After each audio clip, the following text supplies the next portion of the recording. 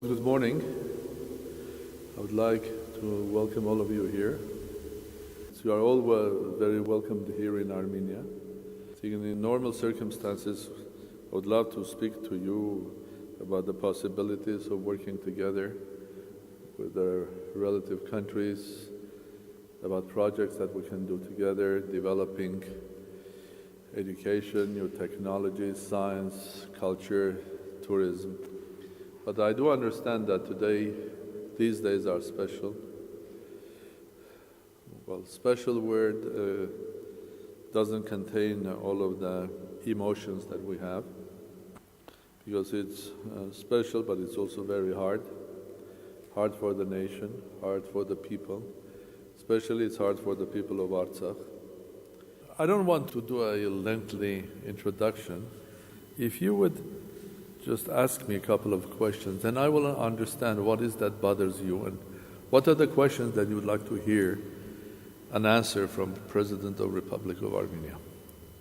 Do you really think the European Union is willing to have further implication to stop this war? Okay, thank you very much. Good morning, Mr. President. Luca Steinman, I'm an Italian journalist. I'm representing Radio 24 Italy. And my question is related about Turkey. I wanted to ask you if you see a connection and a parallel between the aggressive attitude of Turkey towards Armenia now and the behavior of Turkey towards France in the last few weeks. Thank you. I'm a former member of parliament in the Netherlands. Yeah. I was a member of the NATO Parliamentary Assembly and the OSCE Parliamentary Assembly. I was wondering, we've heard reports that there was also shelling of Armenian territory. What does that mean in terms of the formal relation between Armenia and Azerbaijan, in terms of war, and what does it mean in terms of the responsibility of the Russian Federation in helping you in case Armenian territory is attacked? Thank you. Good morning, I'm Gabriela Sanchez. I'm a journalist of a Spanish digital media, El Diario.es. The situation of the front line is really difficult. The Armenian army and the army of Artsakh has less capacity of the Azeri army and Turkish army. What is your expectation about this war? How do you think it's possible to stop it with these conditions in Artsakh? Well, thank you very much for the questions. I'll try to answer all of them. Obviously, this war was expected because the last many years, several years, Azerbaijan and Turkey were getting closer and closer and closer, both politically and militarily. I do believe that by getting so much closer to Turkey, Azerbaijan is losing a part of its sovereignty. And there's more and more facts that you see that decisions in Baku are made with the advice, but strong advice of Turkey. Now about the war. This is the second big war that is happening. There were small clashes, 3-day war, 4-day war, during these 26 years of the ceasefire that we had. But the first war was for several years. And the moment this war started, the first war started, if you remember, it started with the decision of the representatives of Nagorno-Karabakh Autonomous Region in Azerbaijan, a decision claiming that, okay, we have been a part of Azerbaijan for 70 years, and no longer we want to be a part of this. And I think you would say, why? Because before, Nagorno-Karabakh was never a part of Azerbaijan. First of all, if you go back a couple of hundred years, there was no Azerbaijan as a state at all. Secondly, even if you take the first independent state of Azerbaijan, which started in 1918, Nagorno-Karabakh was not a part of that. So Karabakh was given to Azerbaijan by the Soviet leadership. And because the national issues were run by Joseph Stalin, so he was the one that was the mastermind of that. He had his probably reasons of doing that. For 70 years, Azerbaijan had a chance to prove that Armenians and Azeris together can live in harmony inside Azerbaijan Republic, be that Soviet Republic or any republic. But what was happening was the other way around. I mean, it was, even under Soviet control, they were trying to ethnically cleanse Nagorno-Karabakh, closing Armenian schools. They were not developing any industry in Nagorno-Karabakh. People didn't have future there, so a lot of them left. In 1920, the population of Nagorno-Karabakh was 350,000. This is on record, okay? Out of which 95% were Armenians, around 3%. Then in the record says it is the Caucasian Tatars, which are the Azeris, and there were Greeks, there were Russians and others. 1920, 350,000. At the end of 1990, the population was 160, 150,000. So where were the 200,000? They left. So the 70 years under Azeri rule, it was proven that Azeris, they don't want Armenians to be there, just want them out, even under Soviet rule. So that's why Armenians voted, even as a part of Nagorno-Karabakh autonomous region, their representatives overwhelmingly voted. I mean, it was 99.98% of voters voted for independence from. And this was just before the collapse of Soviet Union. So according to Soviet rules, that nation had the right of doing that. So by constitution of Soviet Union, the people of Nagorno-Karabakh had the right of claiming independence. And they did. And what was the response? The response was the killings of Armenians in Baku, Sumgait, Bagara, and many places. And the creation of another more than 1 million of Armenian refugees from Azerbaijan. That's a fact. So the offer was a very civilized one. So we are here, like many nations in this world, including like Scots, that have the right of deciding their future in a referendum. We had a referendum. We voted to be independent. But unlike UK, the response from Azerbaijan was killing and starting a war. And this is where the first war started. And that war took several years, as you know, and it was eventually we had the ceasefire in 1994, May 12th. But that was several years. And those years, early years, I was Armenia's first ambassador abroad, then I was Armenia's ambassador to NATO and to European Union as well, and all of my colleagues were saying this war for Armenians is for nothing because you're going to lose it. Karabakh is very small. Armenia, even proper Armenia, doesn't have the resources. Azerbaijan is 3-4 times bigger. They have more weapons. They have Turkey as a friend. And at the beginning of the war, Azerbaijan was succeeding in the war. But then somehow, starting from end of 92, 93, it went the other way around. So Armenians won the war. And the Azeri side was forced to sign a ceasefire in 1994. And with the outcome of the ceasefire was what you know, the Karabakh and the other territories. And that ceasefire was signed in Bishkek.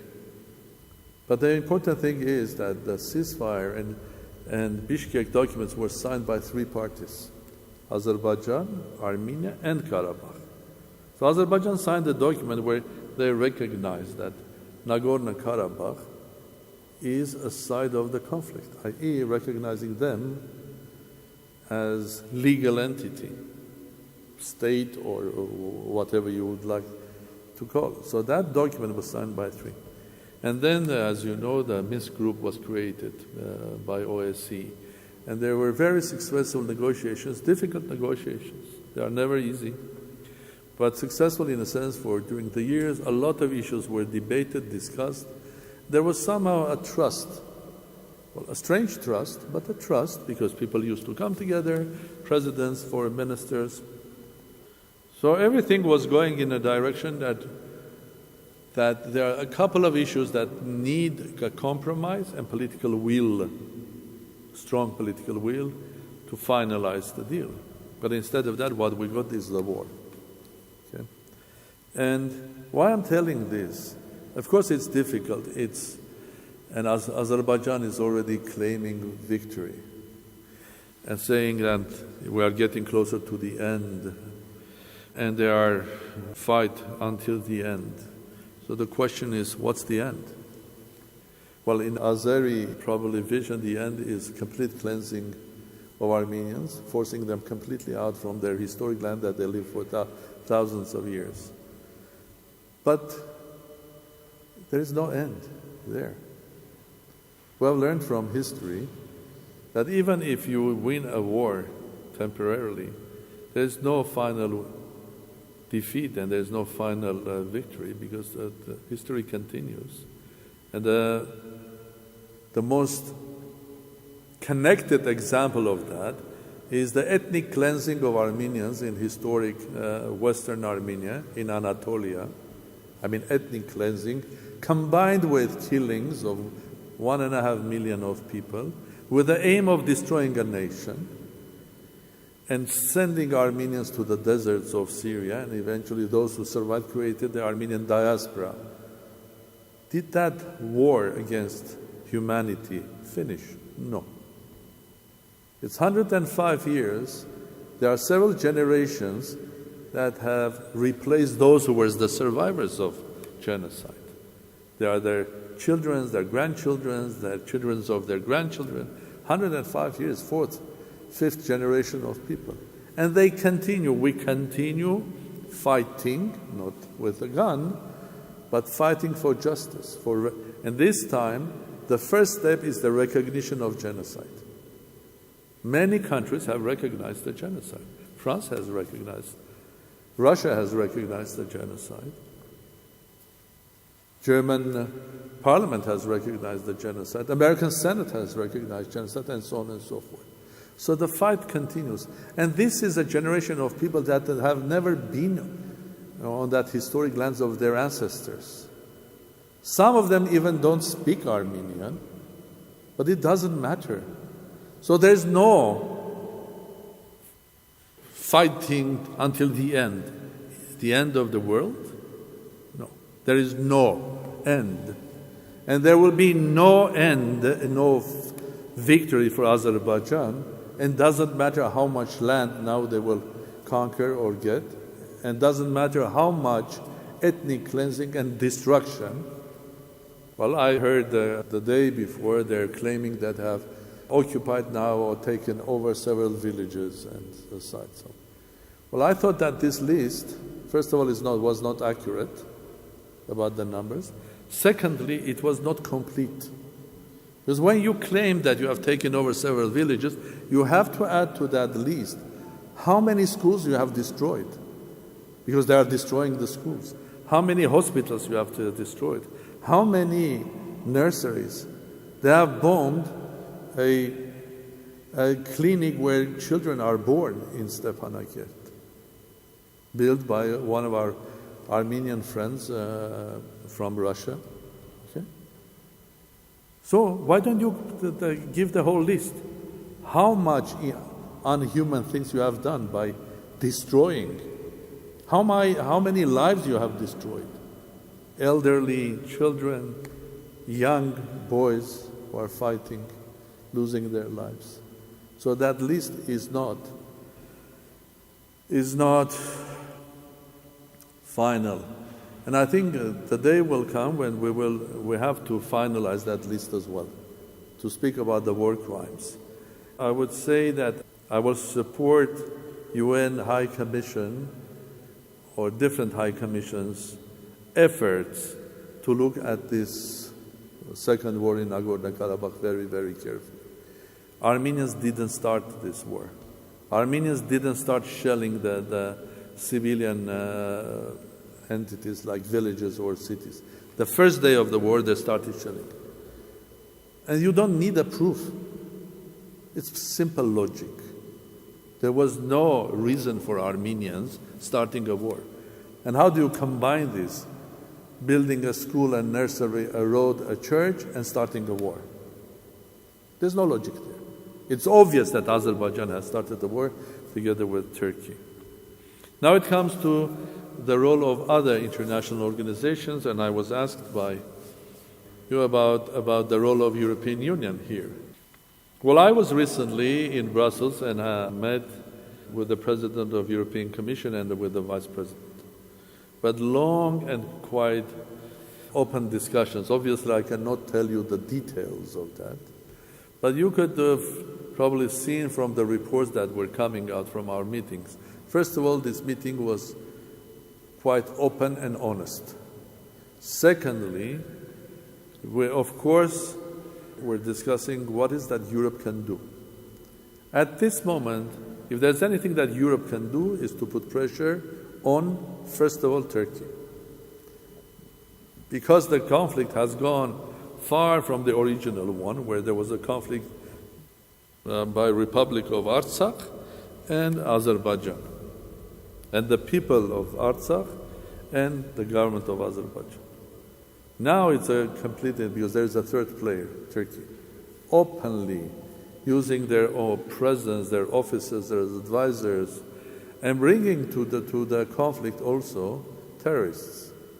Terrorists from Syria that were used and trained by Turkey, used in Libya, in Iraq, Libya, and then now they are in Caucasus here. And I don't think that anybody needs proofs because this is proven fact. So what is European Union can do today? Because they still continue talking to Turkey. Turkey is an important partner for European Union. It's an important trade partner. As you said, there are a lot of people of Turkish origin living in Germany or in Belgium, in many European countries. There are two things that we have to distinguish from each other. One thing is the government of Turkey, one thing is the leadership of Turkey. And the other thing is the people of Turkey. And I can bring you an example. I take you back to the year 2007. I've been in Turkey many times and chairing the big international conferences on energy, on the region, giving lectures at different universities, mostly at Koç University. So I know Turkey. I'm taking you back the year 2007. When this government of Turkey was not so strong, and Turkey was a different country. In the year 2007, there was a famous Armenian political figure, a journalist, whose name was Hrant Dink. And he was shot in front of his magazines, journals, editorial building where they have their editor. And I remember very well, hundreds and hundreds of thousands of Turks coming out to the street on his funeral day. And they were claiming that they are Hrant Dink. So let's not mix people of Turkey or big part of Turkey that are not nationalized or because they are intellectuals, there are people have high human values. There are a lot of Turks that are claiming and openly speaking that the Turkish government has to recognize the genocide. But there are people that killed Hrant Dink. There were hundreds of thousands that came to his funeral. So I am speaking about the current Turkish government and their policies. Now, Turkey and France, Turkey and Italy, and Turkey, what's happening? I think you have to look at the Turkish president's huge ambitions to become and to be recognized as very important, another superpower in this world, or at least in the bigger region, which is Europe and so. And when you look at the policies, what are happening today, Turkish government and president with his ambitions is creating points of instability all around Turkey, breaking all possible status quo. By creating instabilities, the moment you create instability, because you are the creator, you are the solution as well. So you become important. They tried to create instability in Egypt, didn't work. Now they are in Libya, they are in Iraq, they were in Syria. Okay? Eastern Mediterranean, Greece, Cyprus. Now trying to also, they are now in the north of Lebanon, and God help Lebanon, and now Caucasus. So all around 360-degree instability created by Turkey. And what's the solution? Turkey. So Turkey becomes important. Turkey becomes important. So international community, European Union, UN, everybody has to basically speak to Turkey with more respect. So that negative attitude and destruction is a way of gaining respect. Turkey is a member of NATO. I was in Brussels and asked the Secretary General, both openly and during our close discussions, how on earth a member of NATO can come to a region like Artsakh, start using NATO weapons, trained people by NATO, because Turkish operators of the drones, weapons which are NATO weapons. Even if you take the drones that Turkey is producing, Bayraktar, TB2, if you look at that, only the body is Turkish. The remaining is the engine is from Austria, the avionic parts are from Canada, a big part of their missile guidance systems are from Britain, and so on. And from Germany as well. It's a European NATO weapon used against civilians in Nagorno-Karabakh. And how on earth, when Turkey signed for membership to NATO, did it sign under the paper saying that Turkey is free to use weapons, technology, know-how, officers that are a part of NATO against third party that doesn't have anything to do with NATO? Of course not. And that's a question that should be asked. And that's a question should be asked to European Union as well. You are still hoping to negotiate with Turkey possible partnership and also membership. Well, Turkey doesn't share with you your values. And one of the first values that European Union has is tolerance. And where is the Turkish tolerance? Here. I mean the Turkish government. Tolerance. Where is it? Tolerance to other people? Tolerance to other people's rights? Tolerance to other people's religion? Tolerance to other people's culture, history? None. And how on earth Europe can have? I do understand. Turkey is economic partner. I do understand. The several years this was a build-up to basically make somehow Europe also a hostage of Turkey. And when you look why Turkey is in Azerbaijan, you'll get the answer to that. I mean, Turkey was claiming that they went because they have ethnic brothers. It's 21st century. Who goes into war for ethnic brothers? Imagine Russians starting going into war with their ethnic Slavic partners, if somebody has a problem. And where are the ethnic brothers of Turkey? They don't end up in Azerbaijan, because they came from Central Asia up to Mongolia, north of China, Russia. So many ethnic brothers in Russia. So where do you end it? Of course, it was 30, 40 years ago. I would think that we would thought this is a sort of an anachronism, an old dinosaur that will never fly. But this is 21st century. This is a world that is no longer single polar politically. It's not even double polar. It's not a triple polar. It's a world that is unpredictable, unstable. And in this world, even this sort of a crazy idea can be dangerous. Because the way Mr. Erdogan sees it is that, okay, there will be an army or political connection of Turkic nations, and I will rule it. Like he wants to be also representing Islam. Well, I don't believe in that one, because a big part of Islamic world was under Ottoman Empire, and they do remember they were not happy members of that Ottoman Empire. There were members, like Armenians were a part of Ottoman Empire. You go to Istanbul, you go to famous 2 or 3 palaces were built by Armenians. They were members of parliament. There were philosophers, poets, businessmen. What happened to them? They were slaughtered in one day. This is a key factor. The second thing, they claimed that there were PKK fighters in Nagorno-Karabakh. Complete nonsense. You find one guy, half a guy, show it to me. Third, they were there to protect the international energy logistics, the pipelines. Again, where is the logic? If Armenians wanted to shoot and destroy these pipelines, they should have done that 20 years ago, when this pipeline was in construction, not today.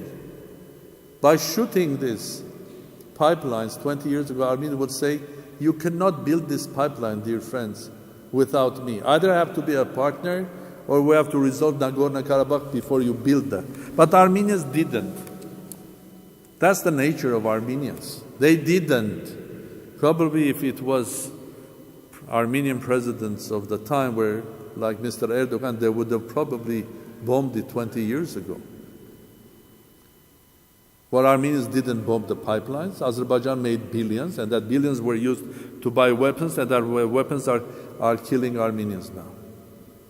And where is the international community? And where is Europe, European Union, that is benefiting from that oil and gas? Question. So, Turkey is not there to protect it from Armenians. Turkey is there to stay in Azerbaijan. I think there's one clear result of this war. Turkey is in Azerbaijan, and it will stay in Azerbaijan. And it will control the pipelines. And it will control the energy going through Trans-Anatolian and Trans-Adriatic to the south of Europe, which includes Italy and other South European countries. So Europe will be a hostage of Turkey.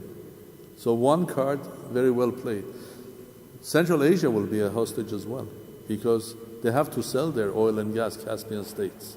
It's not only Azeri oil and gas there. Now, the second card that Turkey is playing is the refugees. 4 million refugees on the borders of European Union.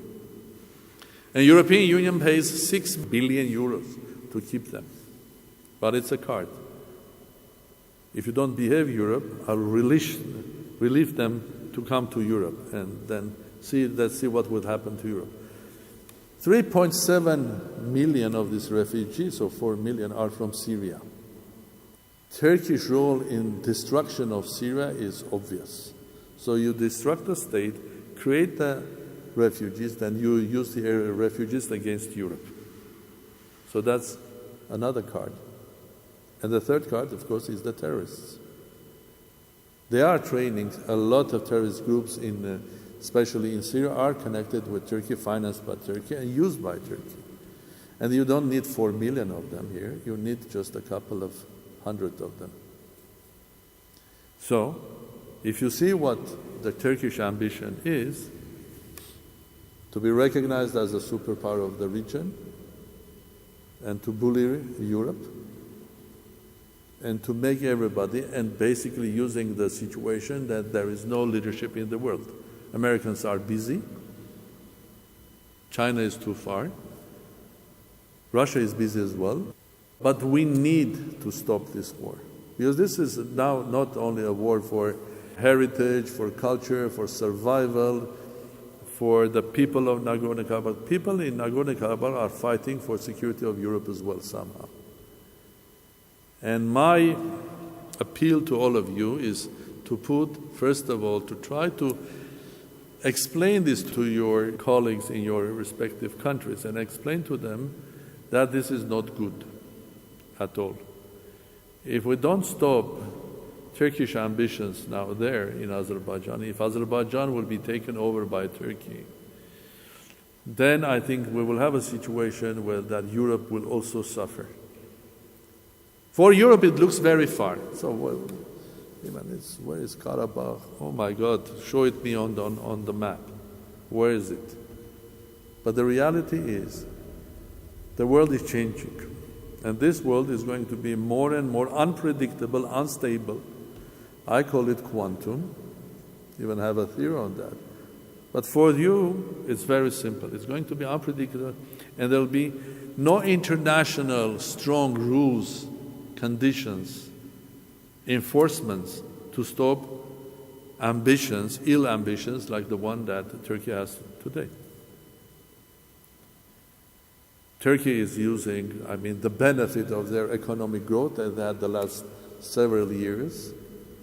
But the people who were the designers of this economic growth are no longer in the government. They were members of the same party, but they're out.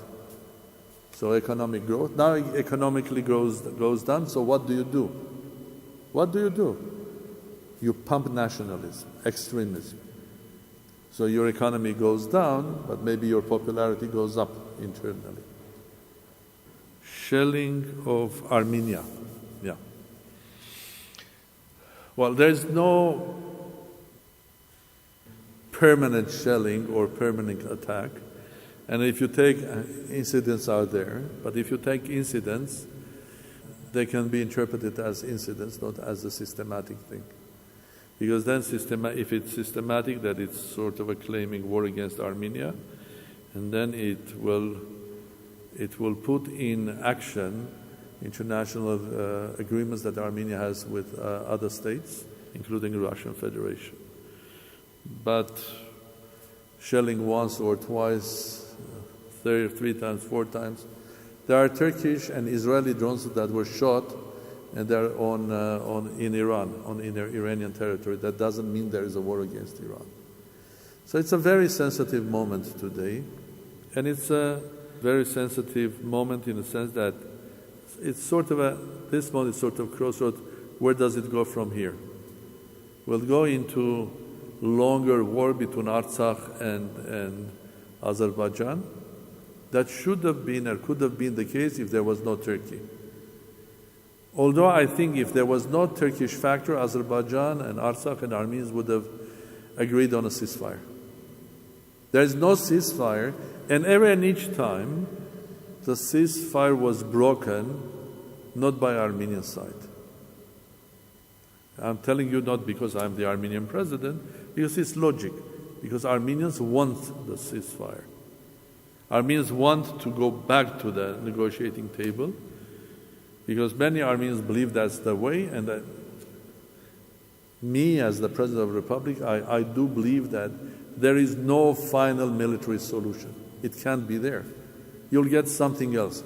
Especially in this new world, it's not necessarily the physical world on the ground, you'll get something else.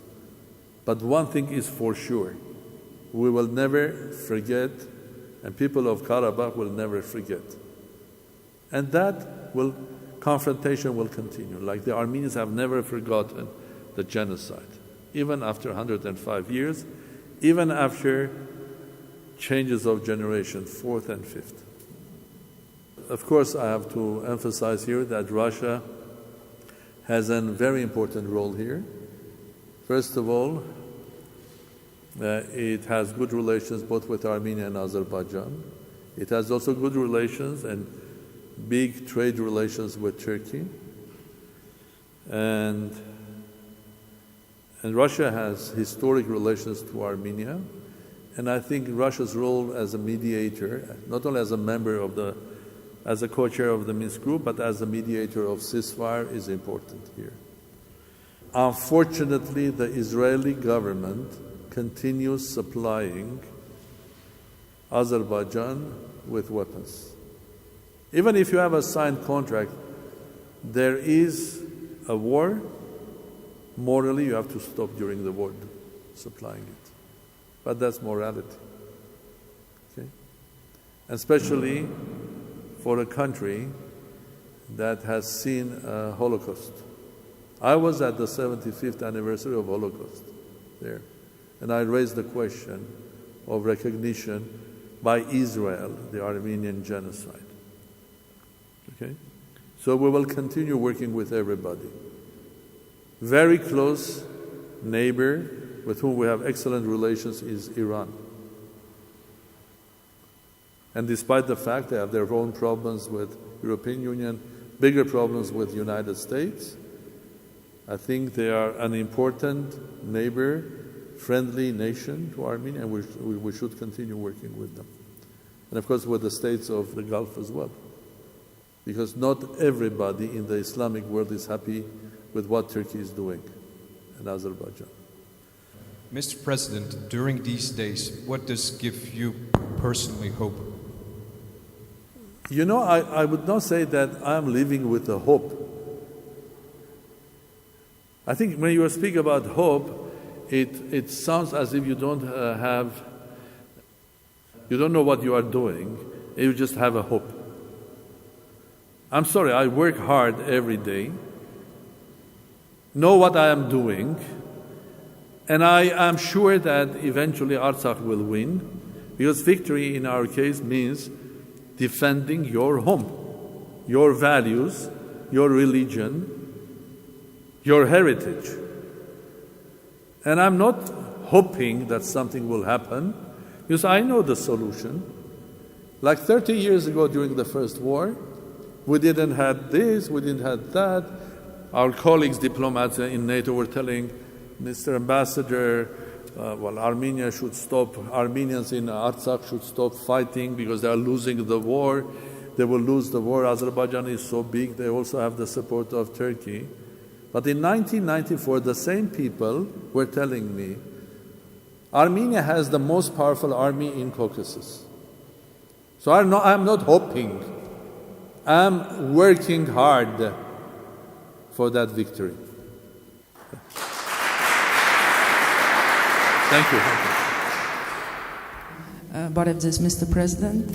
Now I live in Netherlands, and my question is about the Armenian diaspora, which is very, very powerful outside of Armenia. It's around 8 million people living outside. So I see how many efforts and arrangements is being done by the Armenian diaspora all over the world, including financial donations, demonstrations, raising awareness of the Armenian story nowadays. What else can be done by the Armenian diaspora these days, and what kind of guidance you can give to us when we come back to our respective countries? Thank you so much. Well, that's the strength of Armenia, its people. It's the same story when years ago they were asking me the same question they are asking me today. What was there in early 90s that brought Armenians to victory? What is that they had? They didn't have weapons, Mark, they didn't have energy, they didn't have big numbers. What is they had? My answer to that is that we had each other.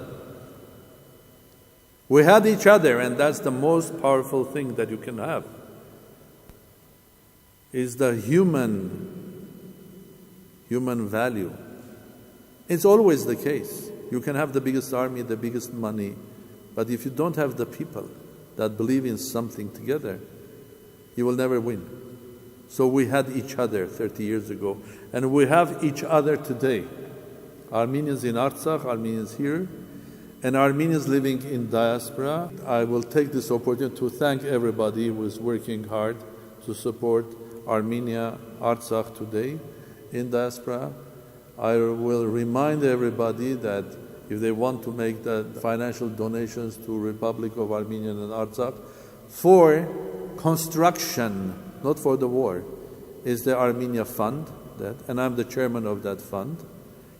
But I will also like to say honestly to you that I know that the potential of that diaspora is an order bigger than what we are doing now. So what we need is an organization. What we need is a discipline, a devotion, because all the other ingredients are there. And I hope that winning this war and protecting our homeland and not allowing another genocide to happen, we will understand finally the strength of diaspora that is there together with her friends of Armenia and Armenian friends of Armenians. It's not only the diaspora. I personally have lived 30 years outside Armenia. I'm sort of a Armenian and from diaspora. So I'm with you and I'm here. But one thing is clear in my life, I have so many friends that are non-Armenian that are as passionate as what's happening today as Armenians, even more. So the strength is because we have each other. The strength is that we have, because we have also the support of real friends who are not Armenian, but share with us human values. And I think we should be better organized. Thank you very much indeed. I wish everybody, first of all, health, because Armenia is fighting two wars, one against COVID, and we lose every day people. And this is the cruelty of Azerbaijan starting a war when their own nation was fighting a war against COVID, and we are fighting.